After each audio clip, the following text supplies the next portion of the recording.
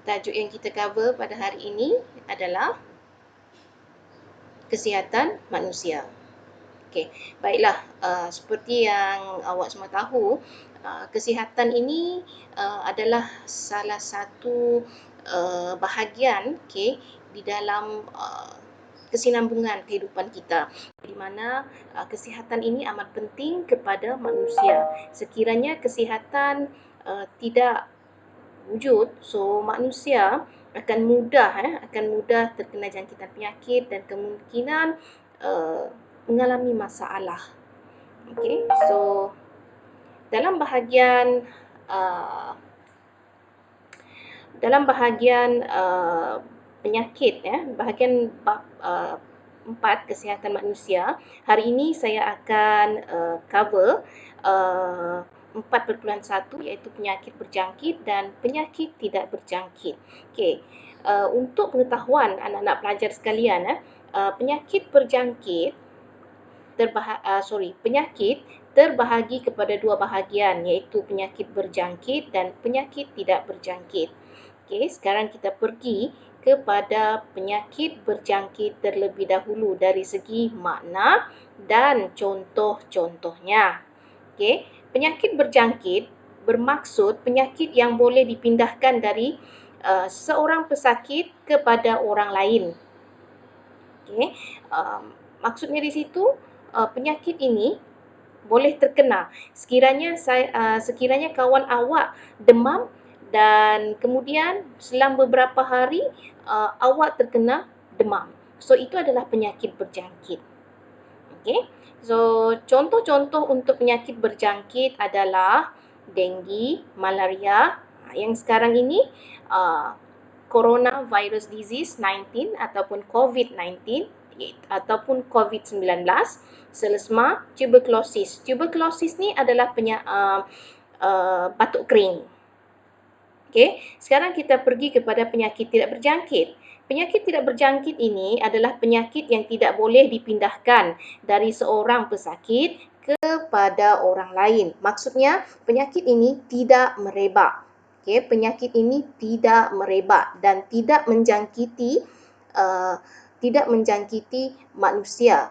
Okey, kalau misal kata kawan awak demam, kalau misal kata kawan awak ada penyakit kencing manis, so penyakit kencing manis ini tidak akan menjangkiti anda kecuali anda tidak mengamalkan pemakanan yang sihat, barulah anda terkena penyakit tidak berjangkit.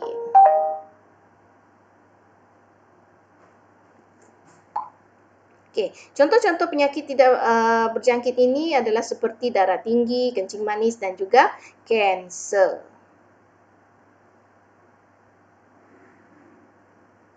Okey. Di dalam bahagian ini, para pelajar kena tahulah bagaimana penyakit ini boleh berjangkit.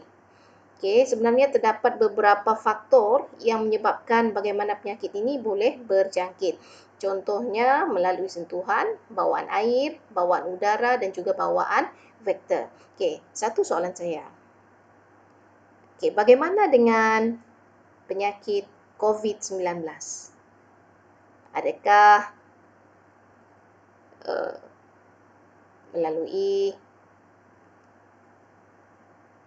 penyakit berjangkit ataupun penyakit tidak berjangkit? Okey, so anda diminta untuk tuliskan dapatan anda. Hello. Okey. Selepas itu, okey, bagaimana penyakit bawaan udara boleh berjangkit kepada orang lain? Okey, sebenarnya bagaimana penyakit bawaan udara boleh menjangkiti orang lain melalui dua kaedah, iaitu melalui titisan. Okey, melalui titisan ini melalui percikan air liur di udara ketika bercakap, batuk, bersin, menguap, dan bernafas, dan kemudian akan menjangkiti orang di persekitaran. Okey, cara jangkitan bagi penyakit bawaan udara pula yang kedua adalah melalui jangkitan habuk. Jangkitan habuk ni seperti bakteria ataupun virus yang berada di dalam air liur atau lendir. Okey.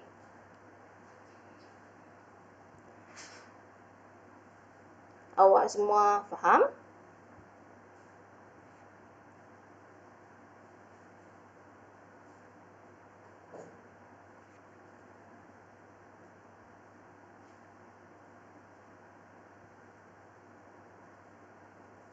Okey, seterusnya.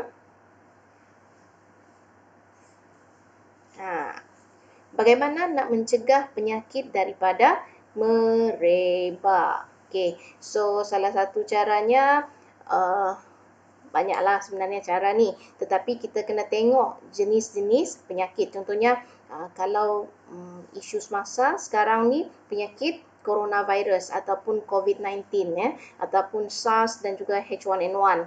Okey, so bagaimana untuk kita mencegah? Salah satunya adalah melalui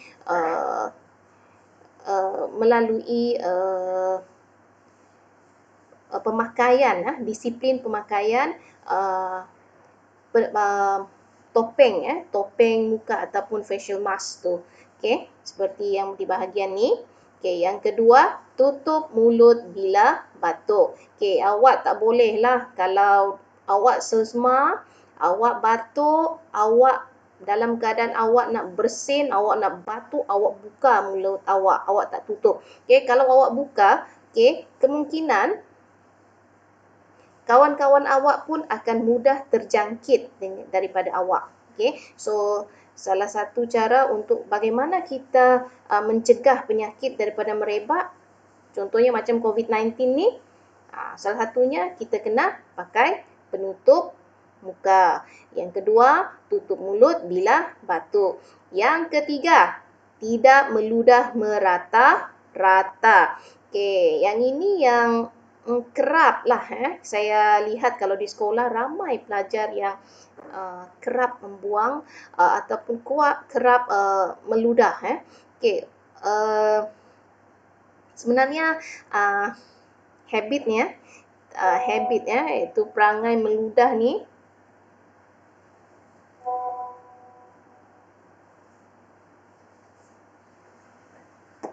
perangai meludah ni sebenarnya tidak elok lah dan tidak patut untuk diamalkan. Okey. Okey, yang seterusnya, jangan pergi tempat yang sesak seperti pasaraya, kenduri, majlis-majlis majlis-majlis yang banyak komuniti di situ. Sekiranya anda tahu anda tidak sihat, apa yang perlu anda buat adalah anda kena elakkan diri anda daripada pergi ke tempat yang sesak. Dan selepas itu, rumah cukup cahaya untuk sinaran ultra ungu. Rumah awak tu awak kena buka lah. Tapi saya yakin kebanyakan ni boleh buat. Okey, seterusnya kita pergi pula kepada bagaimana penyakit bawaan air. Penyakit bawaan air.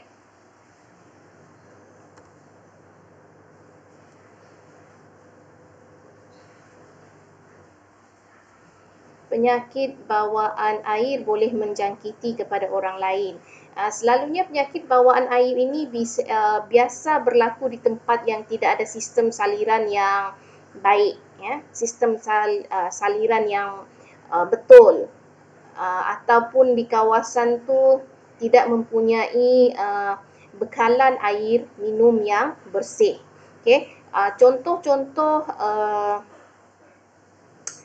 sistem saliran yang tidak baik ini seperti tandas yang tidak elok, orang buang air kecil dan besar merata-rata, contohnya di sungai, tepi parit dan juga belakang rumah.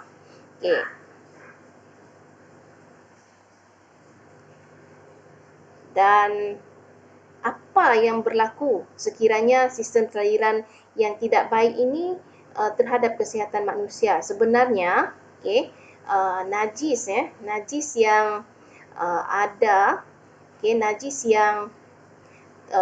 yang ada terdapat di dalam air itu sebenarnya mempunyai patogen. Apa itu patogen? Sebenarnya patogen ini adalah bakteria ataupun virus yang bahaya yang boleh menyebabkan penyakit. Sebab itulah kenapa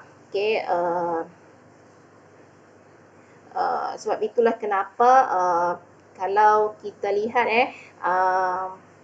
contohlah air sungai, air sungai itu kotor, lepas tu ada najis, sepatutnya air sungai itu kita tak boleh gunakanlah untuk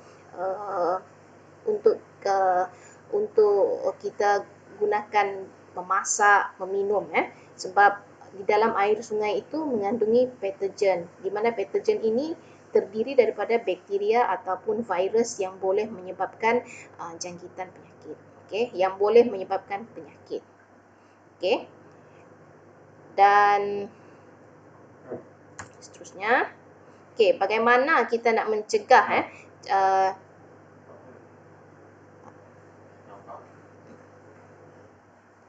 bagaimana untuk kita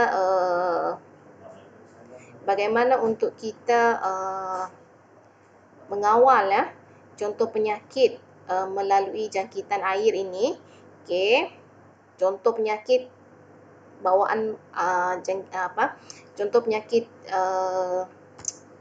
bawaan air ini seperti kolera, taun, demam kepialu.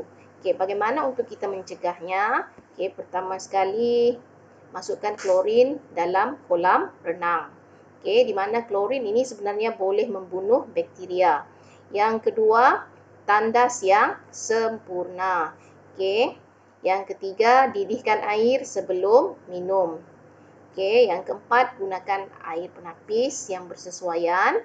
Yang kelima, sentiasa mencuci tangan dengan sabun. Dan yang terakhir sekali, kerap membersihkan permukaan lantai dengan menggunakan pembersih lantai. Seterusnya kita pergi pula kepada penyakit boleh berjangkit melalui sentuhan. Penyakit berjangkit melalui sentuhan adalah seperti penyakit kurap, panau, sifilis, gonorrhea, HIV dan juga AIDS. Yang awak nampak di sini ini adalah contoh penyakit melalui sentuhan. Ini adalah panau kalau ada bintik-bintik putih ni. Yang kedua kurap, awak nampak tu dia buat bulat macam tu. Yang ketiga kudis. Dan akhir sekali adalah ruam.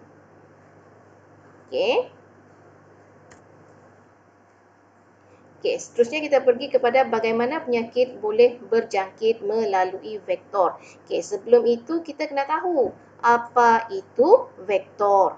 Vektor ini adalah haiwan yang membantu patogen. Patogen iaitu bakteria, virus berpindah kepada perumah yang baru. Contoh-contoh penyakit melalui vektor ini seperti lalat, tikus dan juga nyamuk Aedes.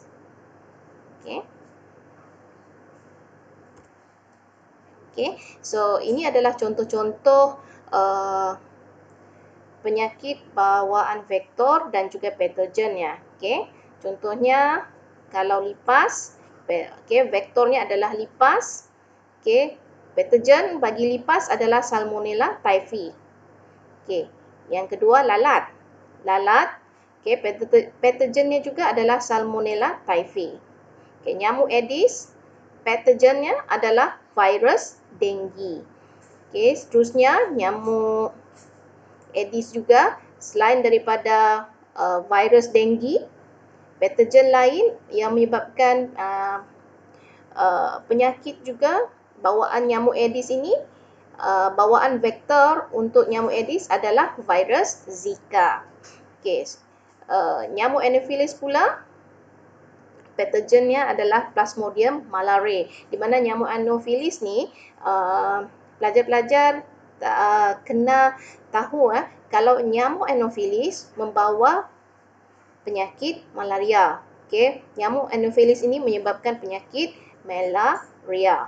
Okey, kalau nyamuk Aedes, virus denggi dan juga Zika. Okey, kalau tikus, bakteria dia adalah Leptospira species. Okey, di mana kita akan penyakit bawaan vektor ini boleh menyebabkan penyakit kencing tikus. Okey, so di sini adalah jadual bagi beberapa jenis penyakit, gejala penyakit, patogen, vektor dan cara jangkitannya. Okey, soalan dia sekarang. Cuba fikir dan cari bagaimana penyakit COVID-19 merebak kepada manusia. Siapa vektornya dan apakah patogennya serta gejala selepas dijangkiti. So, saya nak anak-anak murid, okey, awak semua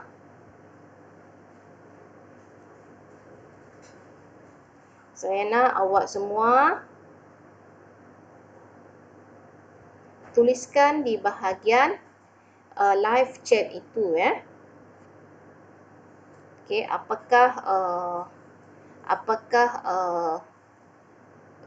bagaimana penyakit COVID-19 boleh merebak, vektornya, siapakah vektornya, patogennya dan apakah gejala selepas penyakit ini selepas menjangkiti manusia.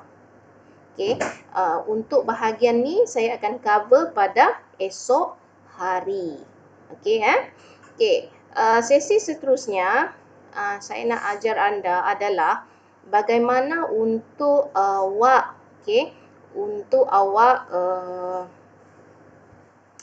menanda kehadiran bagi sesi kelas pada hari ini. Okey. So, apa yang awak perlu buat adalah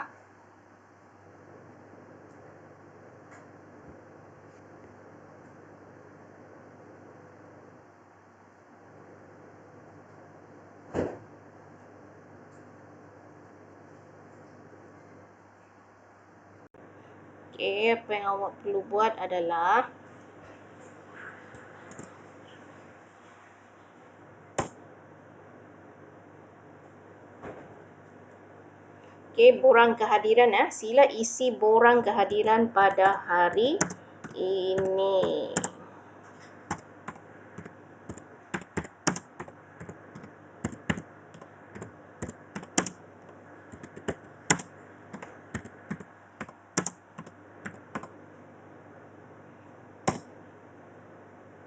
Okey.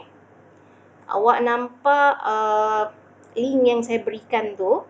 So, link itu awak klik link tersebut. Klik link tersebut dan kemudian bila awak klik, awak akan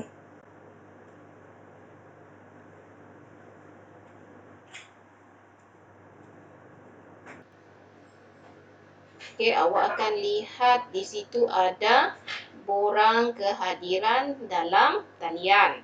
Okey, borang kehadiran dalam talian ini saya nak awak isikan nama anda, nama guru sains anda dan kelas anda. Anda berada dalam kelas mana? Okey, sama ada daripada 2A sehingga 2I ataupun tingkatan 3. Okey, dan selepas itu tekan borang submit. Setelah anda tekan borang submit, apa yang awak perlu buat? Tunggu sehingga ada respons yang menyatakan borang kehadiran anda telah dihantar. Okey, boleh? Boleh? Kalau awak semua boleh mendengar, sila type ya.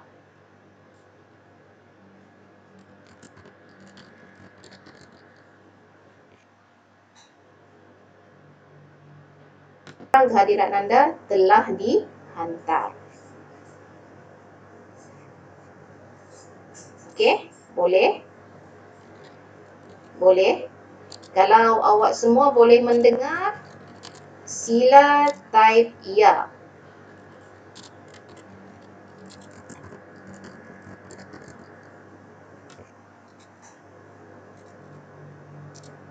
Kehadiran Anda telah dihantar. Okey, boleh? Boleh? Kalau awak semua boleh mendengar, sila type ya.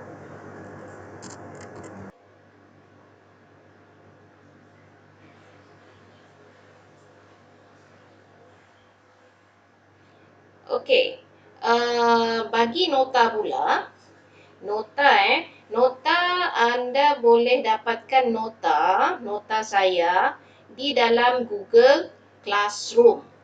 Okey, di dalam Google Classroom Okey, so sekarang saya nak ajar anda bagaimana untuk join kelas di dalam Google Classroom. Okey, topik saya hari ini dia hanya just on the surface sahajalah. Saya ajar sedikit dan selepas itu ada sesi di mana anda diminta untuk pergi ke bahagian-bahagian untuk borang kehadiran. Selepas borang kehadiran, apa lagi yang awak perlu buat?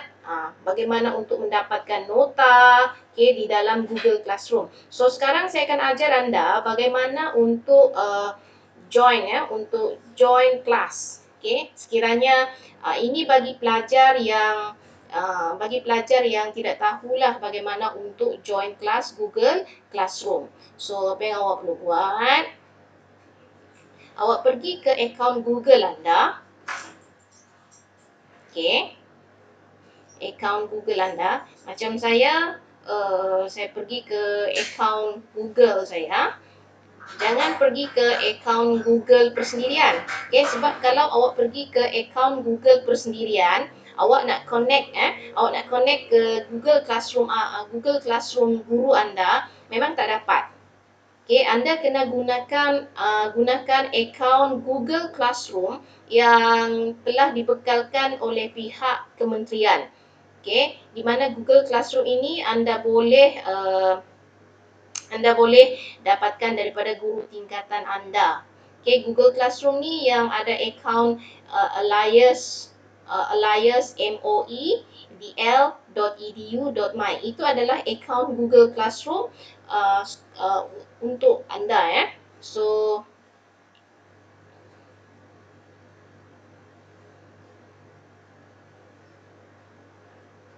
sebagai contohlah, okay, pergi ke akaun Google Classroom anda yang MOE.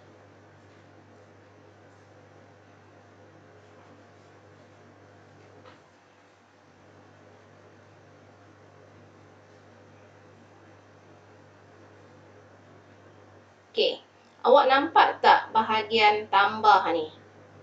Okey, awak nampak bahagian tambah ni? Kalau awak nampak bahagian tambah ni, awak tekan tambah ini dan pergi ke join class. Kalau untuk Google Classroom Guru, dia ada dua pilihan, sama ada join class ataupun create class bina kelas. Tetapi kalau Google Classroom untuk akaun pelajar hanya ada satu option sahaja, iaitu join class, di mana kamu kena ikut kelas guru berkenaan.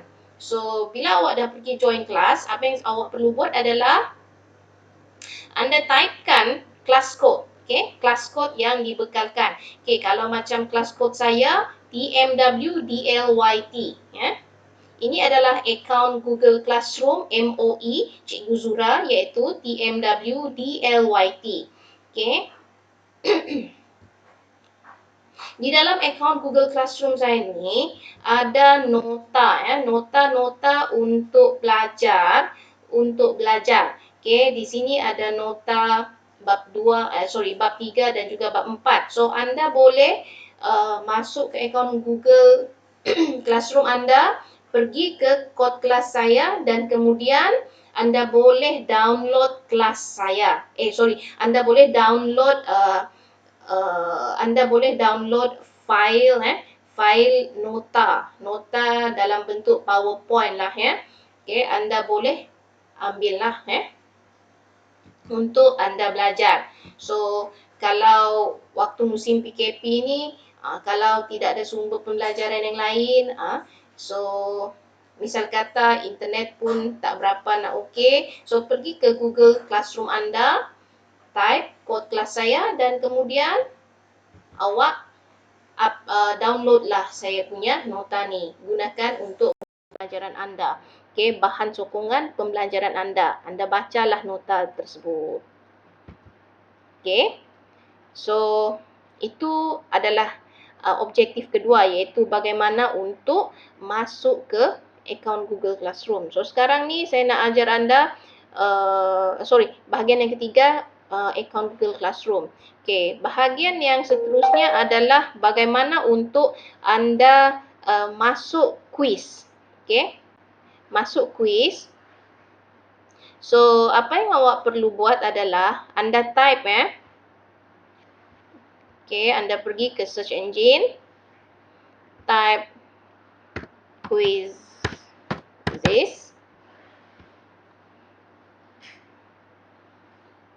Okey.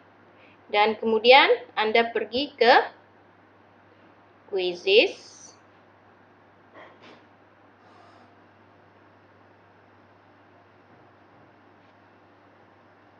Okey.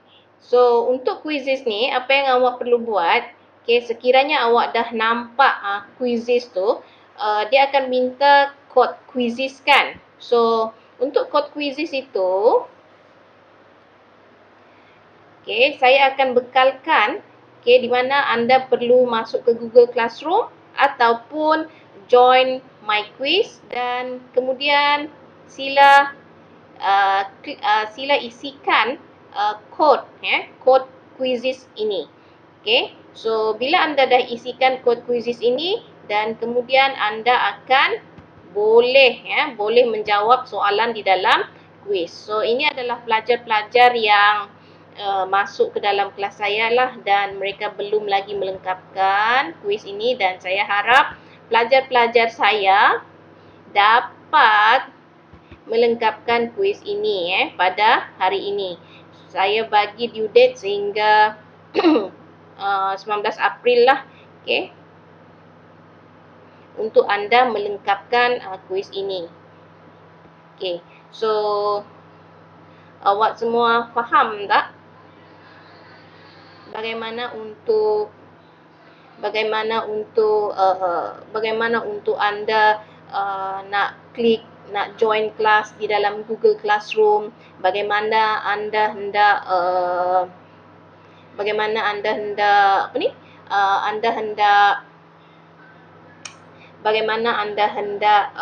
mengisi borang kehadiran pada hari ini dan bagaimana anda hendak masuk ke dalam Quizizz. Sebab saya dapati ramai di antara awak semua anak-anak murid anak-anak pelajar menghadapi masalah ketika hendak membuat tugasan contohnya macam kuis, bermasalah di situ, tak tahu nak tekan mana, dan apa yang harus dibuat seterusnya.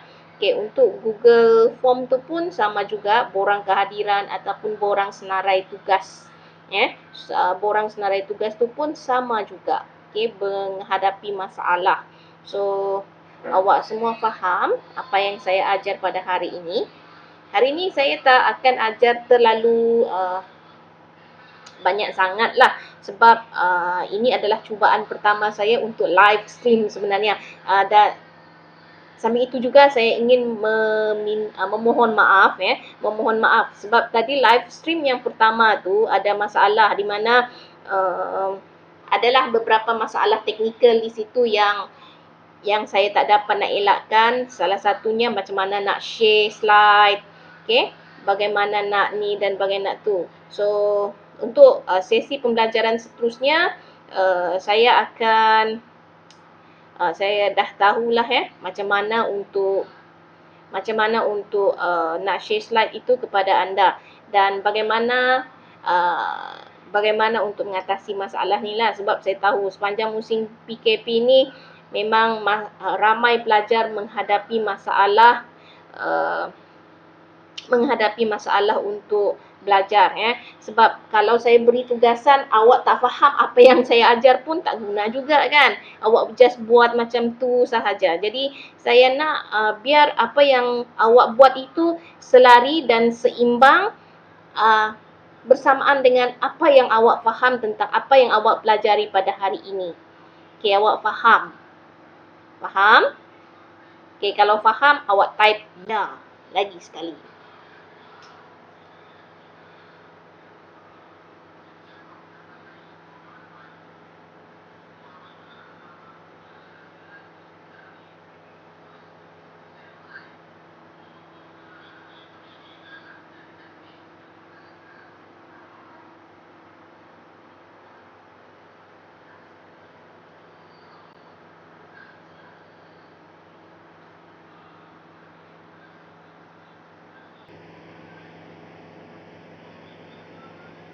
Okey, bagus.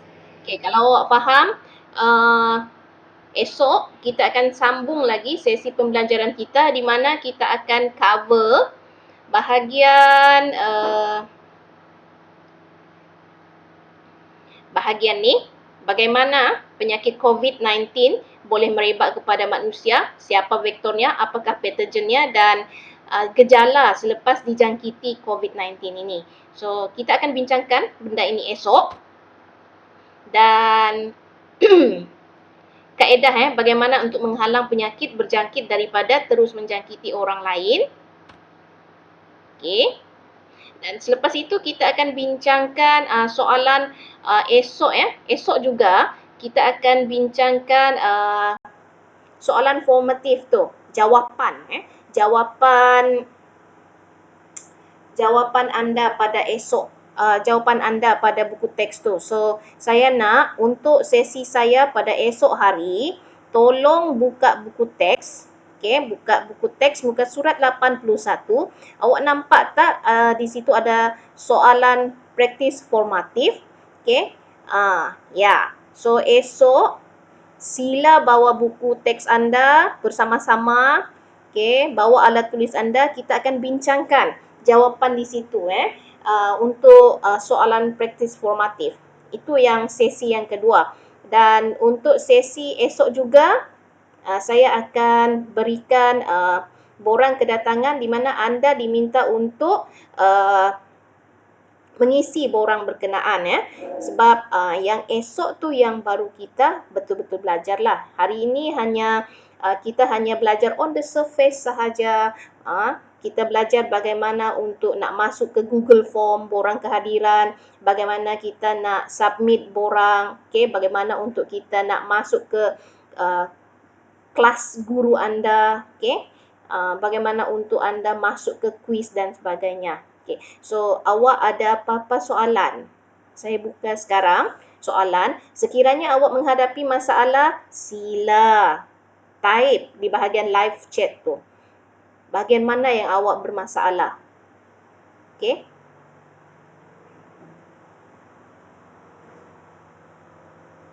Kalau sekiranya anda okey, awak faham, awak tiada masalah, awak boleh mengikuti sesi pembelajaran. Awak tekan, awak type juga di live chat itu, awak tulis, saya faham. Sekiranya anda menghadapi masalah, awak tulis juga, cikgu, macam mana dengan bahagian ni cikgu? Cikgu bagaimana dengan ni? Okey? Okey. Awak tulis sahaja di bahagian live chat tu. Saya boleh nampak di bahagian live chat tu Okey, untuk nota, awak pergi ke Google Classroom saya dan anda boleh lihat nota di situ. Nota yang saya telah bekalkan untuk anda.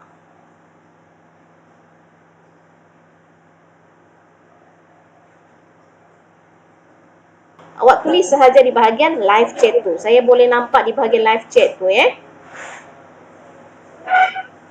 Okey, untuk nota, awak pergi ke Google Classroom saya dan anda boleh lihat nota di situ. Nota yang saya telah bekalkan untuk anda.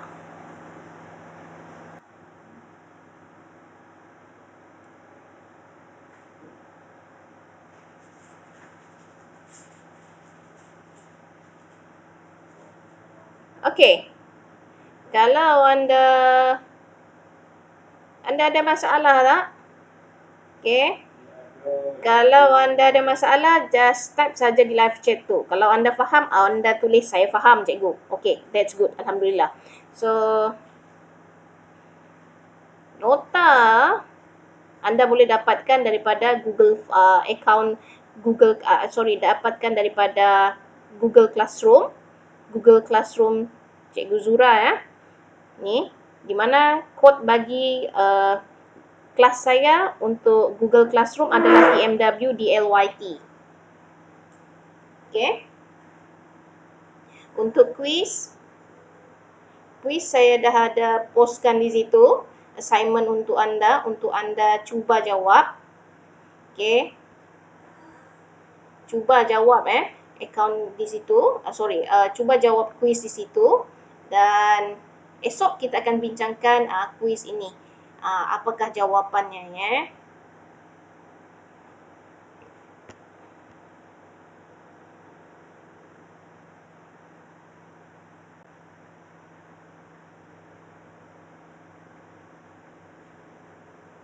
Okey, saya ingatkan sekali lagi untuk kehadiran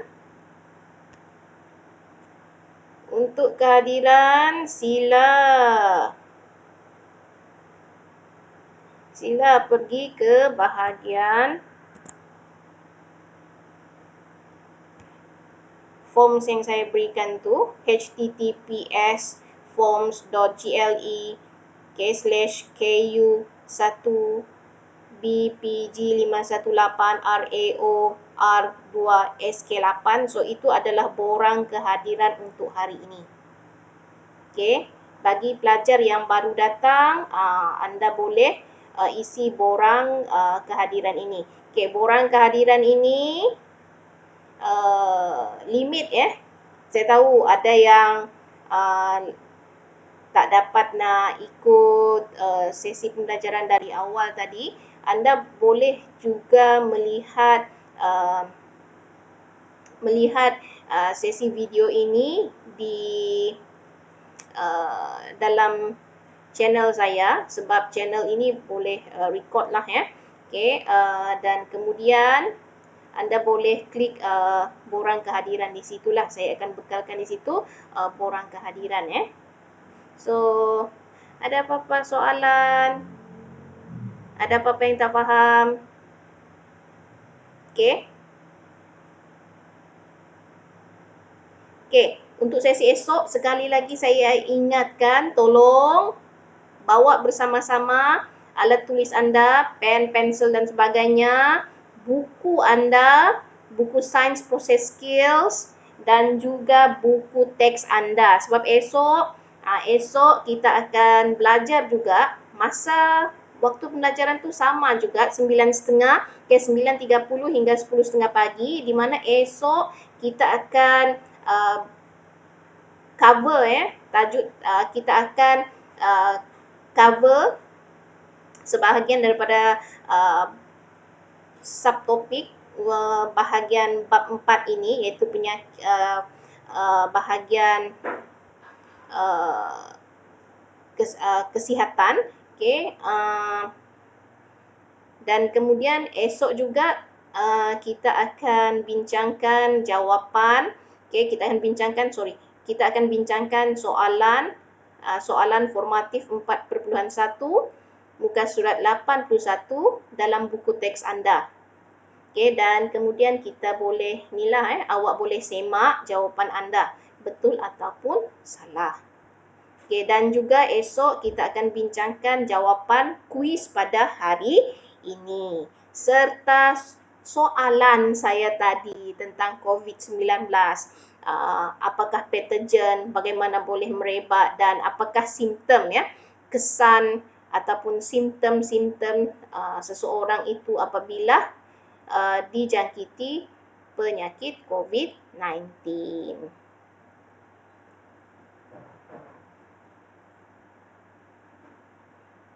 Okey, so sekiranya tidak ada apa-apa soalan, awak semua faham. So, kita sambung sesi pembelajaran kita pada esok hari. Boleh? Kita sambung sesi pembelajaran kita saja, kita esok hari lah ya, tentang apa yang kita akan belajar pada esok hari itu.